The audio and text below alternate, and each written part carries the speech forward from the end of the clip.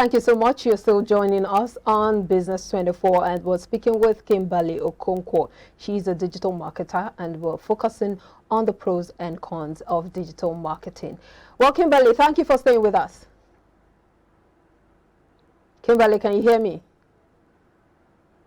All right, we'll try to link back up with Kimberly, but of course we're looking at all of the issues surrounding this new technology, especially looking at the fact that it evolved or it started just in 2012. Let's look at the growth within this 10-year period. Kimberly, welcome back.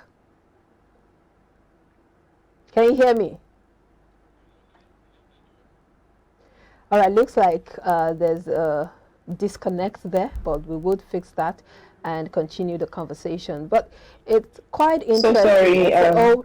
Thank you for joining us. Yes, I can hear you now. So, Kimberly, it's estimated that on Google about 3.5 billion searches occur per day, and the volume of searches grows by 10% every year. Google also has the largest market share at 92% compared to Bing or Yahoo. What does search engine optimization, that's the SEO, what does it mean for businesses, and what impact do you think it has in digital marketing? All right, so on search engine optimization, as the name implies, usually benefits businesses that have key brand offerings that people usually search for or are most frequently searched online. For example, if you have a business that has to do with food, and you know that most people go on Google to search food restaurants that they would like to go to, your business is more likely to pop up because you already have that as a keyword on your website. Search engine optimization works in different ways. Now we've seen a lot of marketers trying to leverage social media for it, because sometimes you may go on social media as well. You may not want to go searching on Google and you just search some particular words. Now people have optimized their bios in a way that once you have a searchable keyword on your bio and people search on Instagram, they are likely to see your page first, ranking tops. So if I go on and I'm going for an Owambe and I want to get an Ankara style to sew, I search Ankara in the search option of both my Google and my Instagram. The pages that come up are the most ranked in terms of search engine optimization that would most likely give me what I want. Either the handles of the businesses, the websites of the businesses, or their contact number. So a lot of brands can get this running with paid ads. So some of the time, you see that some people pay to get their pages ranked up, and that's where Google ads come in, Google Analytics. So you can pay Google for a period of 1 month, and then you have the opportunity to choose your own keywords yourself. You type them in when you're about to set up that ad, and then you type in the website that you want to pop up when people search any of those words. So it means that if I go on Google and I search a particular word that you have typed into your Google Analytics or ad, my website or your website comes up first on that list. If it doesn't come up first, it comes on the first page. Okay. Sounds like you'd need some form of training to do this effectively. Wouldn't you? Yes. Honestly, I'd advise some training for people that are going into this. But because of the kind of, should I say, marketing is sort of crazy. Sometimes you come in as a social media manager and then you're expected to do certain things. I would never say that I went through training for Google Ads. I had to learn on the job, because most times people just come in with requests, your clients want this, and it's not part of the original plan. And then you have to just run an ad for them. So by the time you go to Google Ads, it provides you with instructions, and you are able to figure out what to do at a particular time. The only thing that it doesn't prepare you for is the money you're about to spend, because you would assume that the money is monthly or as cheap as sponsored ads, but you see that most times, at least for a day, you spend about $4 to get effective ads. You could spend less, maybe $2 a day, and it runs across 30 days. Okay. And of course, at the end of that 30 days, Google will also let you know that it will be effective if you do higher days, or if you increase your budget or something. So it means that as a business owner, you don't want to risk running ads for the cheapest rates. And then you see that the cheapest rate is probably your entire marketing budget for that month. Wow. So I think that's where the the line is being drawn. I know between $50 to $100 is where you can get the desirable results that you want for a period of 1 month. But of course, I'm sure there are other provisions that are made, but they would inform you and tell you that it may not be so effective. What role does being internet savvy and having a massive online presence, what role does it play in achieving growth and profitability in business through digital marketing? Okay, so being internet savvy for me is quite important because you also want to be able to handle some things that come spot on. There are a lot of updates now on these apps. There are a lot of things that are changing.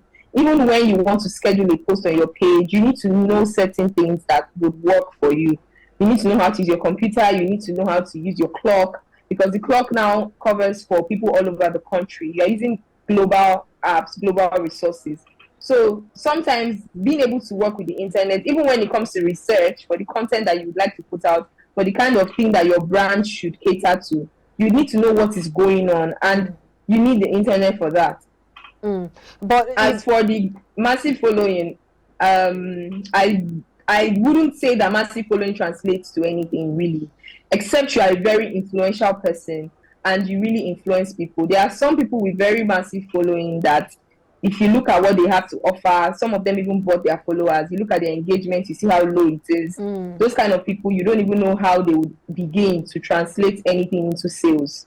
So because their credibility is already being questioned by the nature of their page. There are many pages that are not organically grown these days, and that's why I was trying to say earlier that digital marketing at some point may not look so authentic and may not be something you want to put all your eggs in one basket for, because many people are just online, they have a lot of followers, but these followers, who are they, what are they doing, how are they translating? It depends on the kind of business you run. You seem to be so averse to buying followers, but you are talking about growing organically. But what are the ways that one can grow organically online, especially looking at the fact that some people will tell you that you can start by buying a few followers, and then over time you get to, when people or brands see those number of followings that you have, it would encourage them to bring you businesses, and then from there you can grow organically. What are your thoughts on that? I think honestly, I wouldn't want to say the entire system is rigged, but it's crazy. So if people tell you that you can buy followers and later on get organic followers, it never works that way, because at the end of the day, people come to your page and they think, oh yeah, you have a lot of followers, but there are also people that go ahead to check your engagement. Most people that come to your page to give you customers will not just look at your followers. If they are serious people, they want to see the results you've been able to drive. With bot accounts, there are some people that cannot even run ads today because they bought followers. Wow. And then they have to shut down the page. So it comes with a lot of things. You don't know why somebody is selling a page. You don't know what's going on. And a lot of accounts now are fake. So some people already have network of accounts that are fake, and they just sell you fake followers, fake subscribers on YouTube. And then you think that, oh, after some time you begin to earn some money, you begin to see some results, people will begin to patronize you. But at the end of the day, except your customers are people that are gullible, or people that do not even understand how social media works, or they are easily moved by followers, maybe that could work for you. But that you will get organic followers at the end of the day, I do not think so. In fact, at some point, Instagram will flag your account. There have been many accounts that have been disabled in the past 24 hours. I had 6,300 followers or something, and now I have 6,175. 125 people have been kicked out by Instagram as we speak. And I'm looking at the algorithms, because I look at my analytics app and I'm seeing that all of these accounts were deleted. Does it mean that 125 people deleted their accounts voluntarily? I do not think so. I think once Instagram spots these accounts, they just fish them out. Looks like Instagram has been on that spree, the deleting, disabling, recently. What effect do you think that would have, especially for those who have genuine businesses that they are running on that platform? Honestly, I think a lot of people will be affected by it. Of course, a lot of people that are moved by followers, because most of us in the digital marketing space, we understand how these things work. So we are not really shaken by that. And I don't think my followers really look at my following, because why I say that is people still message me for consultations and things like that. And I notice that my followers keep reducing. People keep going off the internet. It affects a lot of businesses, because some people actually they may have brands where you have to place orders daily. That's why a lot of people now are moving to their website to take orders, because once you begin to send too many messages to a brand in their DMs, it is spammed as a bot activity. Wow. And that brand is disabled. So a lot of people wonder why their page was not disabled out of nowhere. It's because of that, because the activities around your account have begun to look very suspicious. They now believe that maybe you're a bot account. But that shouldn't be suspicious for a business account, should it? It shouldn't, but then, you know, sometimes when it's over the moon, maybe 100 orders in a day, for example, well, it means business that something is going on. But the thing is, you know, they have policies and they update as regularly as often. They expect that you are looking at those policies. But then what most business owners do now is to take their customers to WhatsApp and to the website. Even if people are reading and sending messages to you on Instagram, you can direct them somewhere else. Even if you are a business owner, you want to send DMs to your followers, you can't send to more than 50 people in a day. That's weird though. But let's wrap this up. Cost-effective and accessible marketing tools and channels that SMEs can explore, especially to grow their bottom line as well as their customer base. I think we already mentioned some of those earlier. The channels, the email marketing, where you can use people's emails to reach them, and the Google ads. I don't know if that answers that question directly, but I think that those are the slow ways to grow your business, because as a brand, you want to build a community first. If you're going to be selling clothes, you want to look at how you can make people feel comfortable in their skin, in their colors.